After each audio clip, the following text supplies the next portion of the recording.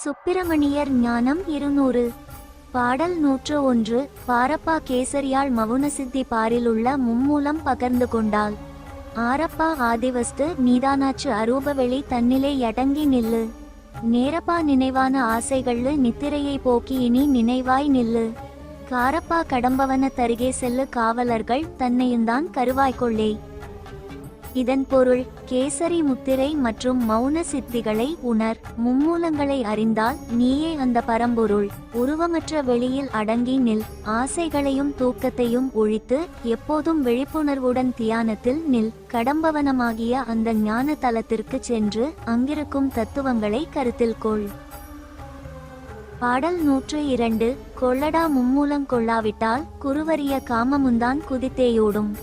அல்லடா அம்மூலம் கொண்டீரானால் அணுவளவு காமமுந்தான் அசையாதேயா.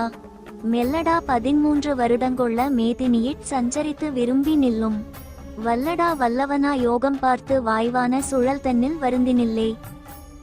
பொருள், மும்மூலங்களை வசப்படுத்தாவிட்டால் காமம் உன்னை அலைக்கழிக்கும். அவற்றை வசப்படுத்தினால் காமம் உன்னை அண்டாது. 13 ஆண்டுகள் இதனை தொடர்ந்து செய். உலகிலேயே இருந்து கொண்டு இறைவனை விரும்பி நில். வல்லவனாகி யோகம் பயின்று சுழுமுனையில் நிலைத்து நில்.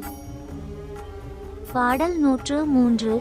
நில்லடா மும்மூலம் கொண்டபோது நினைவற்று அசையற்று பொறியுமற்றேன். அல்லடா சாதிகுலன் சமயமற்றேன் வல்லடா பரவிஷய மதமமற்றேன். ஆறு நாமெனவே யாக்கிறீன்றேன் வையகத்தோர் என்னையுந்தான் வணங்க பெற்றேன். செல்லடா செல்வமையில் ஏறிக்கொண்டேன் சிவமான குருபதத்தை போற்றினேனே.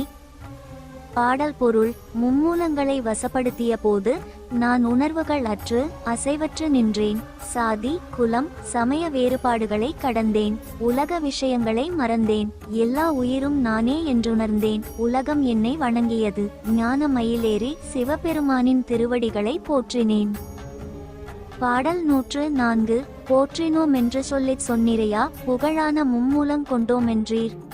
ஏற்றியதோர் கற்பமுந்தான் தேகத்துள்ளே இருக்குதென்று எம்பிரான் எனக்குச் சொன்னீர் வாழ்த்தினதோ. வித்தைவிட்டாற் கற்பந்தானும் வையகத்தில் இருக்கின்ற வகையும் சொல்லும்.